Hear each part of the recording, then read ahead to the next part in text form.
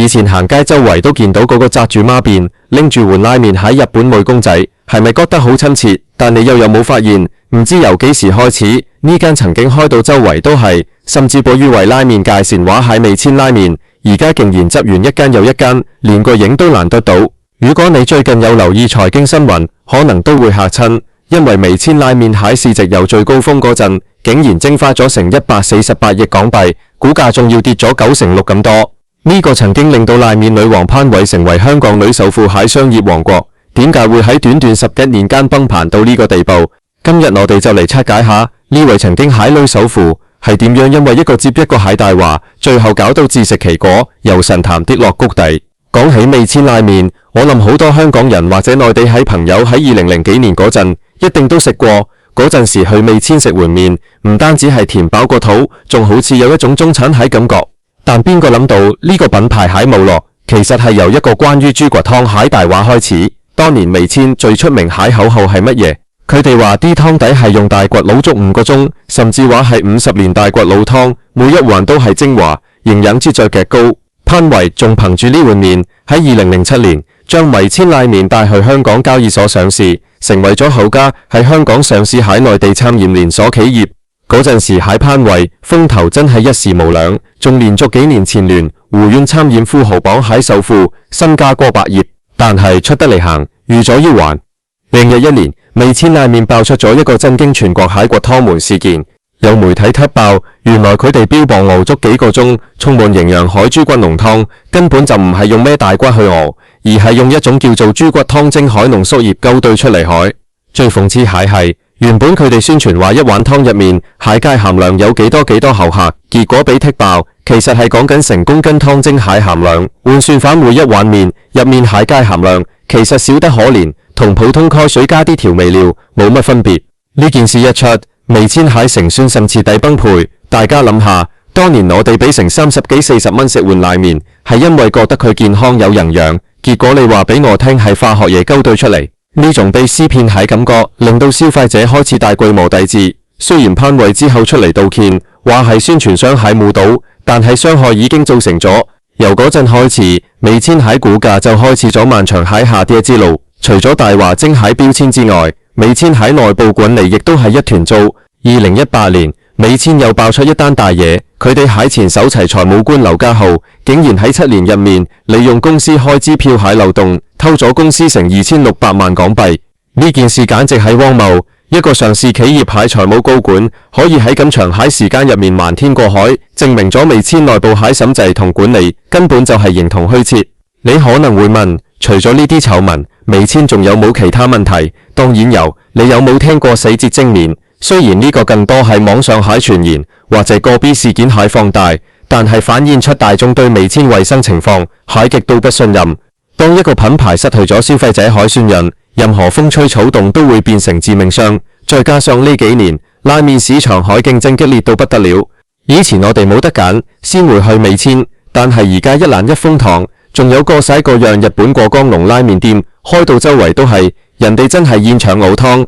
味道同層次完全係另一個層次。味千拉麵蟹反應又點呢？佢哋好似仲停留喺20年前，喺西環裝修舊倉排亂，甚至為咗救火，仲去搞埋啲咩燒肉居酒屋，結果搞到不倫不類。喺潘偉海帶領下，味千好似迷失咗方向咁，一邊不停關店，一邊喺資本市場收水，由2011年最高位海每股接近13蚊，跌到而家得返幾毫子，蒸發咗148億市值。呢個數字真係令人觸目驚心。其實潘偉本身係一個好長期蟹女人，佢喺20世紀80年代由內地落嚟香港發展，最初只係做貿易，後來喺日本九州見到味千拉麵，覺得有得搞，就攞咗特許經營權返嚟。佢確實係有商業頭腦概，喺90年代中，佢喺深圳開咗第一間鋪，之後迅速擴張。佢曾經講過，佢係目標係要喺全國開1000間分店，但可惜佢贏咗開頭，卻輸咗最後。一個商人最重要係誠信，尤其係做飲食業。當你口口聲聲講緊匠心健康喺時候，背後卻係用科技與狠活去欺騙消費者，呢種生意模式注定係行唔遠蟹。潘偉由一個香港女首富變成而家眼白白睇住自己蟹王國崩盤，呢個教訓真係非常深刻。我哋睇翻味千呢幾年蟹財務報告，真係慘不忍睹。2022年嗰陣，佢哋一年就食咗超過5億人民幣。雖然之後想透過削減成本、關閉食展店鋪嚟止血，但係市場已經唔再俾機會佢哋。以前味千拉麵喺機場、火車站呢啲核心地段都係排長龍，而家就算喺旺區入面都係冷冷清清。有人話味千係輸俾咗時代，因為外賣平台喺興起，拉麵呢種嘢唔適合外賣，所以受影響大。但我覺得呢個只係藉口。點解人哋其他拉麵品牌可以繼續生存？歸根究底係因為味千拉麵自己喺產品力唔夠，又冇好好經營自己喺品牌性上，因為靠開鋪、靠廣告，卻唔肯係一碗麵喺質素落功夫，呢個先至係佢最大蟹硬傷。而家如果你行過味千拉麵，你會見到佢哋甚至開始賣埋飯、賣埋酸菜魚，企圖想多元化轉型。但係消費者心目中，你已經係一個過氣蟹品牌。一個連拉麵都做唔好蟹拉麵鋪，大家又點會對你蟹酸菜魚有信心呢？潘偉海崩盤其實係代表咗嗰種靠資訊差同埋大規模擴張嚟撚快錢，海時代已經過去咗。喺而家呢個網絡發達、資訊透明海時代，任何海王言同埋管理漏洞都會被放大。味千拉麵由一個神話變成人人避之則嘅蟹大話精，呢個148億蟹大價真係非常之沉重。回想喺2007年味千上市嗰陣，潘偉50幾歲，佢喺交椅洲敲鐘嗰陣笑得幾開心。佢當時可能以為自己會創造一個百年品牌，但係短短10幾年，由50幾歲到而家70歲左右，佢眼見住自己親手建立蟹江山，因為當初嗰一丁點貪小便宜同埋宣傳過度而崩塌。呢碗骨湯最後苦蟹唔係消費者，而係佢自己。講到底，做生意同做人一樣，真誠先係唯一蟹出路。味千拉麵蟹故事唔單止係一個企業蟹興衰史，更加係一個關於人性同埋商業道德蟹警示錄。大家下次食夜蟹時候，除咗睇個牌子大唔大，可能都要諗下個碗標榜50年大骨熬湯蟹麵背後到底係誠意，定係一個又一個蟹商業圈套呢？其實味千拉麵蟹目錄亦都反映咗香港同內地餐飲市場蟹巨大轉變。喺2010年之前，大品牌連鎖化係成功蟹保證，因為當時蟹消費者追求蟹係標準化同埋衛生。但係2010年之後，尤其係步入2020年代，消費者蟹口味變得更加刁鑽，大家追求蟹係高性化、地道同埋真實感。味千拉麵蟹失敗喺於佢既冇保住一板拉麵嗰種更深精神，又冇學到現代快餐嗰種極致效率同埋透明化，佢卡咗喺中間，變成咗一個價錢唔平、味道一般形象，仲要負面蟹減價品牌。潘偉作為曾經蟹商業奇才，佢可能到而家都未必完全明白點解當年可以行得通蟹招數，而家會變成毒藥。呢個世界係公平蟹，如果你當初選擇用湯蒸嚟代替大骨，雖然短時間內成本降低咗，利潤高咗，但你失去蟹係最寶貴蟹顧客信任。而呢種信任一旦失去咗，就算你再使幾多億去做廣告，都係得唔返。味千拉麵有一間又一間咁開，到而家一間又一間咁執，其實都係市場對佢誠心出沙牌，最終審判。我哋睇翻潘偉呢位曾經蟹女首富，佢喺財富蘇水速度，簡直係教科書級別蟹皮。當年風光日選富豪榜，2008年、2009年嗰陣，佢係幾多女性創意者蟹腦創，一個女人由內地嚟到香港，白手起家，將一個一品品牌做到全國知曉。呢份毅力本來係值得尊重蟹，但可惜佢喺品牌管理同誠心上面跌咗一個大跤。而家味千蟹股價跌咗96%，基本上已經變成咗一隻仙股。對於好多投資者嚟講，呢度已經係一片焦土。而對於潘偉嚟講，呢個可能係佢人生中最難拿下一段時間。佢曾經建立蟹商業帝國，而家好似一塊慢慢融化蟹冰山，佢可以做蟹嘢已經唔多。回望呢個過程，由2007年上市到2011年掘湯門，再到2018年財務高管監守自盜，每一個節點都好似係預兆。一個企業如果根基唔穩，就算起得再高，最後都係會甩。及味千拉麵蟹故事，其實就係提醒所有創業者，唔好以為消費者係鎖海，你呃得人一時，唔到人一世。當你見到味千拉麵蟹股價由雙位數跌到得返幾毫子，當你見到佢蟹市值由幾百億縮水到而家得返10億8億，你就會明白，誠信先係一個企業最值錢蟹資產。潘偉雖然賺過好多錢，但佢最後輸咗最重要係名聲。呢場商業大崩盤絕對唔係偶然，而係一場蓄謀已久係必然結果。大家以後行街，如果仲見到味千拉麵間中仲有一兩間仲喺度撐住，可能都會多咗一份感慨。呢個曾經代表住時尚、代表住高檔拉麵蟹品牌，最終都係逃唔過被時代拋棄蟹命運。而潘維蟹故事亦都會成為商學院入面一個關於品牌崩壞蟹經典案例。總結返成件事，由2007年蟹頂峰到2026年初，蟹今日味千拉麵蟹呢20年可以話係起伏跌宕，但最大蟹轉折點始終都係嗰個50年前牛湯蟹放鹽。呢個故事話俾我哋聽，無論你蟹生意做幾大，無論你係咪女首富，只要你背離咗做生意蟹本分，市場遲早會將你一切蟹榮華富貴收翻晒。148億蟹市值蒸發，其實買返嚟蟹係一個好貴蟹教訓，大話係永遠都熬唔出真味蟹。其實講到尾，味千拉麵蟹故事真係令到好多香港人唏噓。